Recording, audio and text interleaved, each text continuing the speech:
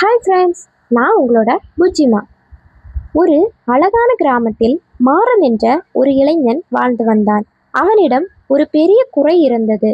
எப்போது பார்த்தாலும் மற்றவர்களோடு தன்னை ஒப்பிட்டு பார்த்து கொண்டே இருப்பான். அவன் கார் வாங்கிவிட்டான், இவன் பெரிய வீடு கட்டிவிட்டான், நான் மட்டும் இன்னும் இப்படியே இருக்கிறேனே என்று புலம்பிக் கொண்டே இருப்பான். இந்த ஒப்பீடு அவனது இரவுகளின் தூக்கத்தை திருடிவிட்டது. அவனது ஊருக்கு ஒரு முதிய ஞானி வந்தார். அவர் ஒரு விசித்திரமானவர் என்று மக்கள் பேசிக்கொண்டே இருந்தனர். அவரிடம் ஒரு சிறிய கண்ணாடி பெட்டி இருந்தது. அதை அவர் யாரிடமும் காட்ட மாட்டார். மாறன் அவரிடம் சென்று, ஐயா, என்னிடம் என்ன குறை இருக்கிறது என்று சொல்ல முடியுமா? ஏன் என்னால் மற்றவர்களைப் போல முன்னேற முடியவில்லை என்று கேட்டான். ஞானி அவரை பார்த்து சிரித்தான்.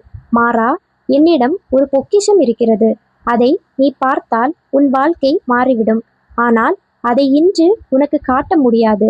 நீ ஒரு வாரம் இந்த கிராமத்தில் ஓரத்தில் இருக்கும் பாழடைந்த கிணற்றை காவல் காக்க வேண்டும். அதன் பிறகு நான் உனக்கு அதை காட்டுகிறேன் என்றார். மாறன் சம்மதித்தான். அந்த பெட்டிக்குள் என்ன இருக்கும்? ஒருவேளை வைரம் இருக்குமா அல்லது மந்திரக்கோல் இருக்குமா என்று கற்பனை செய்தபடி அந்த கிணற்றின் அருகே அமர்ந்தான். முதல் நாள் மிகவும் உற்சாகமாக இருந்தது. ஆனால் இரண்டாம் நாள் அவனுக்கு எரிச்சல் வந்தது. முன்னேறுவதற்கான வழியை கேட்டால் இவர் என்னை இப்படி கிணற்றை காவல் காக்க சொல்கிறாரே என்று நினைத்தான். மூன்றாம் நாள் இரவு ஒரு பெரிய மழை பெய்தது. மாறன் மழையில் நனைந்தபடி நின்றிருந்தான். அப்போது அந்த கிணற்றுக்குள்ளிருந்து ஒரு தவளை வெளியே வந்தது. அது மிகவும் சத்தமாக கத்திக்கொண்டிருந்தது. மாறன் அதை விரட்ட முயன்றான். ஆனால் அந்த தவளை மீண்டும் மீண்டும் அங்கேயே வந்தது. இந்த தவளைக்கு இந்த கிணறுதான் உலகம், அதனால்தான் இது இவ்வளவு சத்தமிடுகிறது என்று அவன் எண்ணினான். அப்போது அவனுக்கு ஒரு பொறி தட்டியது. நானும் இந்த தவளை போலதானே? என் உலகம் என்பது மற்றவர்களின் வெற்றியையும் தோல்வியையும் பார்ப்பது மட்டும்தானே? அதற்கு வெளியே இருக்கும் பிரம்மாண்டமான உலகத்தை நான் பார்க்கவே இல்லையே என்று யோசித்தான். அவனது மனதுக்குள் ஒரு சிறு ஒளி தெரிந்தது. நான்காம் நாள் ஒரு சிறுவன் அங்கே வந்தான். அவன் கையில் ஒரு சிறிய காகித படகு இருந்தது. மழையினால் தேங்கியிருந்த குட்டையில் அந்த படகை விட்டு விளையாடினான். அந்த படகு கவிழ்ந்த போது அவன் அளவில்லை. மாறாக அடுத்த படகு இதைவிட பெரிதாக செய்வேன் என்று சிரித்து கொண்டே ஓடினான். மாறன் வியந்து போனான். தோல்வி என்பது வருத்தப்பட வேண்டிய விஷயம் இல்லை, அது அடுத்த முயற்சிக்கு கிடைத்த அனுபவம் என்பதை அந்த சிறுவன் அவனுக்கு கற்றுக் கொடுத்தான். நாம் எப்போதுமே தோற்றுவிடுவோமோ என்ற பயத்தில்தான் எதையும் செய்யாமல் இருக்கிறோம். ஆனால் செயலை செய்வதில்தான் மகிழ்ச்சி இருக்கிறது என்பதை அவன் உணர்ந்தான். ஐந்தாம் நாள் அவன் அந்த தியான நிலையில் அமரத் தொடங்கினான். சுற்றுப்புற சத்தங்கள் அவனுக்கு தொந்தரவாக இல்லை. பறவைகளின் ஒலி, காற்றின் வேகம், இலைகளின் அசைவு என ஒவ்வொன்றையும் அவன் ரசித்தான். இவ்வளவு காலம் இந்த அழகையெல்லாம் பார்க்காமல் மற்றவர்களின் வாழ்க்கையை துப்பறிந்து கொண்டே இருந்தேனே என்று வருந்தினான். ஆறாம் நாள் அந்த ஞானி அங்கே வந்தார். மாறன் மிகவும் அமைதியாக அமர்ந்திருப்பதை பார்த்தார். மாறா, காவல் காத்தது போதும், வா, அந்த பொக்கிஷத்தை காட்டுகிறேன் என்றார். ஞானியின் குடிலுக்குள் சென்றார்கள். அங்கே அந்த பெட்டி வைக்கப்பட்டிருந்தது. ஞானி அந்த பெட்டியை திறந்தார். மாறன் ஆவலோடு உள்ளே பார்த்தான். அங்கே வைரம் இல்லை, தங்கம் இல்லை, ஒரு சிறிய கண்ணாடி மட்டுமே இருந்தது. அந்த பெட்டியின் அடிப்பகுதியில் மாறனின் முகம் பிரதிபலித்தது. இதுதான் உன் பொக்கிஷம் என்றார் ஞானி. மாறனுக்கு முதலில் ஏமாற்றமாக இருந்தது. வெறும் கண்ணாடியா? இதற்கு தானா ஒரு வாரம் காவல் காத்தேன் என்று கேட்டான். ஞானி அவனது தோளை தொட்டு சொன்னார், மாறா, இந்த கண்ணாடி உனக்கு உன்னை காட்டுகிறது. நீ இதுவரை உன் முகத்தை மற்றவர்களின் கண்ணாடியில் பார்த்து கொண்டிருந்தாய். அதனால்தான் நீ அழகாக தெரியவில்லை. உன்னுடைய பலன் என்ன, உன் திறமை என்ன என்று உனக்குள்ளே பார். இனி இன்னொருவராக மாற துடிக்கும் வரை உனக்கு அமைதி கிடைக்காது. நீ நீயாக இருக்கும்போதுதான் இந்த உலகமே உன்னை பார்த்து வியக்கும் என்றார் ஞானி. மாறன் அந்த ஒரு வினாடியில் ஞானமடைந்தார். அவன் தன் வீட்டிற்கு திரும்பினான். இப்போது அவன் யாரிடமும் போட்டியிடவில்லை. தன் வேலையில் கவனம் செலுத்தினான். அவனுக்கு பிடித்தமான ஒரு தொழிலை தொடங்கினான். அவனது உழைப்பில் நேர்மை இருந்தது. மற்றவர்கள் என்ன நினைக்கிறார்கள் என்ற பயம் அவனிடம் இல்லை. ஒரு வருடம் கழிந்தது. மாறன் இப்போது ஒரு வெற்றிகரமான மனிதன். அவனது வெற்றியின் ரகசியம் பணம் இல்லை, அவன் அடையும் மனநிறைவுதான். அவன் தன் பழைய நண்பனை சந்தித்தான். அவன் இயம்பிக் கொண்டிருந்தான். மாறன் அவனிடம் ஒரு கதையை சொன்னான். ஒரு காட்டில் ஒரு காகம் இருந்தது. அது தன் நிறம் கருப்பாக இருப்பதால் மிகவும் வருத்தப்பட்டது.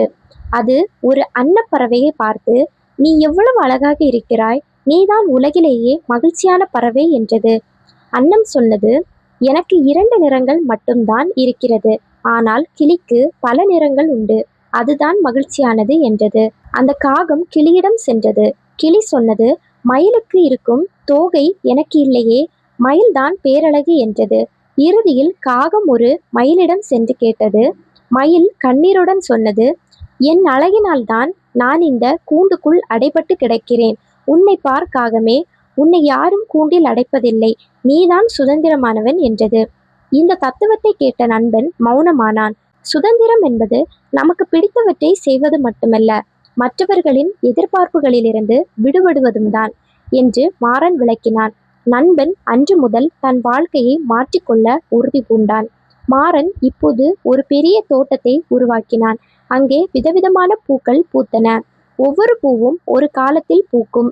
மல்லிகை ஒரு காலத்திலும், ரோஜா ஒரு காலத்திலும் பூக்கும். மனுஷங்களும் அப்படிதான். ஒவ்வொருவருக்கும் ஒவ்வொரு நேரம் வரும். அதுவரை பொறுமையாக இருப்பது, உழைப்பது, இதுதான் நம் வேலை. ஒரு நாள் அவன் அந்த ஞானியை மீண்டும் சந்தித்தான். ஞானி மிகவும் தளர்ந்த நிலையில் இருந்தார். மாறன் அவருக்கு பணிவிடை செய்தான். ஞானி அவனிடம் சொன்னார், மாறா, மரணம் என்பது ஒரு கதவுதான். வாழ்ந்த காலத்தில் நாம் எவ்வளவு அன்பு செலுத்தினோம் என்பதுதான் அந்த கதவை திறப்பதற்கான சாவி. வாழ்க்கையில் எதையும் சேமித்து வைக்காதே, அன்பையும் அறிவையும் மட்டும் அள்ளி வழங்கு. மற்றவை எல்லாம் உன்னை விட்டு போகும். நீ யாருக்கு என்ன செய்தாய் என்பதுதான் உன் அடையாளமாக நிற்கும் என்று ஞானி தன் இறுதி பாடத்தை சொன்னார். மாறன் தன் இதயத்தில் பதித்து கொண்டான். மாறன் இப்போ ஒரு முதியவர். அவர் தன் பேர குழந்தைகளுக்கு ஒரு பாடம் சொன்னார். குழந்தைகளே, வாழ்க்கை என்பது ஒரு வெள்ளைத்தாள். அதில் நீங்கள் எதை வேண்டுமானாலும் வரையலாம். ஆனால் ஒவ்வொருவர் வரைந்ததை நகல் எடுக்காதீர்கள். உங்கள் கைப்பட நீங்கள் வரைவதே உங்களுக்கு பெருமை. நிம்மதி என்பது வெளியிலிருந்து இறக்குமதி செய்யப்படுவதல்ல, அது உள்ளிருந்து ஊற்றெடுக்கும் ஒரு அருவி. அந்த அருவியை தூய்மையாக வைத்துக் கொள்வது நம் கைகளில்தான் இருக்கிறது. கோபம், பொறாமை, பேராசை என்ற அழுக்குகள் சேராமல் பார்த்து கொண்டால் மனம் என்னும் அருவி எப்போதும் ஜொலிக்கும். மாறன் ஒரு மாலை பொழுதில் அமைதியாக அமர்ந்து சூரியன் மறைவதை பார்த்து கொண்டிருந்தான். அவனது வாழ்க்கை ஒரு அழகான ஓவியமாக அவனது மனத்திரையில் ஓடியது. எதற்கும் வருத்தமில்லை, எதற்கும் பயமில்லை. அவன் ஒரு நிறைவான மனிதனாக தன்னை உணர்ந்தான். அன்பான நண்பர்களே, இந்த பொக்கிஷம் உங்களிடமும் இருக்கிறது. உங்கள் மனமென்னும் பெட்டியை திறந்து பாருங்கள். அங்கே மற்றவர்களின் பிம்பம் இருக்கிறதா, அல்லது உங்கள் உண்மையான முகம் இருக்கிறதா? உங்களை நேசிக்க தொடங்குங்கள், உலகமே உங்களை நேசிக்கும். இந்த நொடியில் வாழுங்கள், அதுவே உண்மையான பொக்கிஷம். இந்த கதை உங்க எல்லாருக்கும் கண்டிப்பா பிடிச்சிருக்கும் அப்படின்னு நான் நம்புறேன். அப்படி பிடிச்சிருந்துச்சு அப்படின்னா கண்டிப்பா சேனலை சப்ஸ்கிரைப் பண்ணி வச்சுக்கோங்க ஃப்ரெண்ட்ஸ். உங்க ஃப்ரெண்ட்ஸ், ஃபேமிலி எல்லாருக்கும் இந்த வீடியோவை ஷேர் பண்ணி விடுங்க.